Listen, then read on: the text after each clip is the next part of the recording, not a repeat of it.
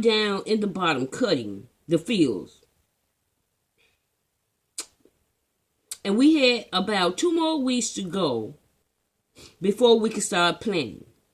There were strange things going on in these fields. There also was a steady feeling of being watched. We had just bought this land, and it was in some deep, thick woods. We would hear strange noises around each field we went to. Now, this caused us to keep our guns ready at all times. It all started with whistles that was very long-winded, and this land is in Marsh County, Mississippi. We had never heard such whistles in all the years of cutting and planting of these fields. But like I said, at first there was lots of weird shit happening around this land. After the whistles, there would be sounds of whoops that came in threes. This would be some distance away, and then seconds later, it would be a second set of whoops, and they would be closer to us. The trees were so thick and shaded that we couldn't see what was making these sounds. Whatever it was sounded huge with a good set of lungs. Harry looked at Larry and asked him, "Man, what the hell is that?" "Man, I don't have a clue," Larry told him. "Let's just keep an eye on these woods and each other."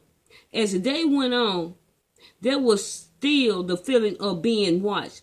They knew something was there, but what it was, they didn't know. Around noon, Bo and Mark came and brought their lunch.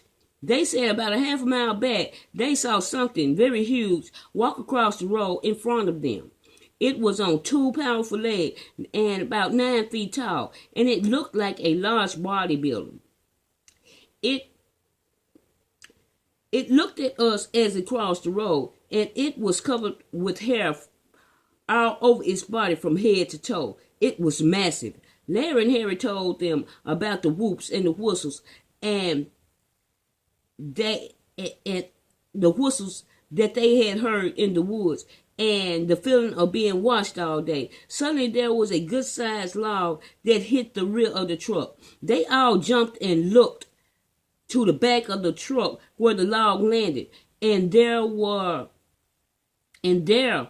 a roar that vibrated through the woods so loud and close they all felt it go through them.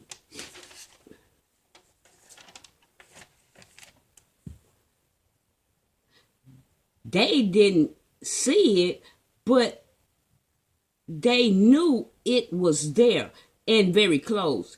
Now there was a smell of something awful that hit them all at once.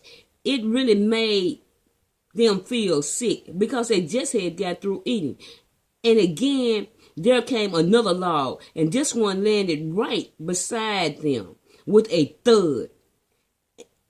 And whatever this was very strong, because the log, when it landed, it stuck in the ground so deep that the 4 of them couldn't pull it out together. Man, this shit has gotten real. On each side of them came what sounded like knocking sounds that seemed to surround them. It was like it was 2 of them. Now, they heard heavy-ass footsteps coming from both ways. There was a loud growl again, and the foul smell was even stronger than before and getting closer. And so was those footsteps that sounded huge inside. We looked at each other and said together, "Let's get the hell out of here." We was already at the trucks, and we jumped in them and tore the hell out of there. As we did, there was another growl behind us, and when we looked back, there stood the creature that they had seen when they came in.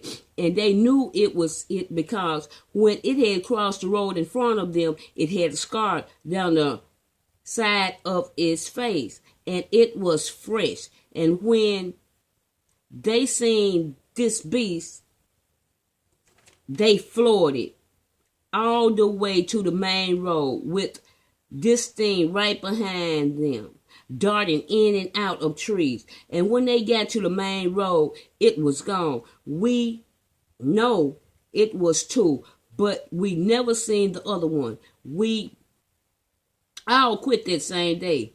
These things are real, and they have made their way to Mississippi. And if you go down in the bottom, you are sure to find out, because they are there today in 2019, and these are true facts. Thank you.